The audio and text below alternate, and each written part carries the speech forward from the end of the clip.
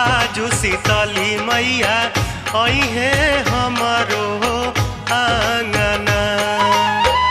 गैया के गोबरा लिपवनी पुरवनी चौका चानना। अरे रुनुकत झुनुकत आजू शीतली मैया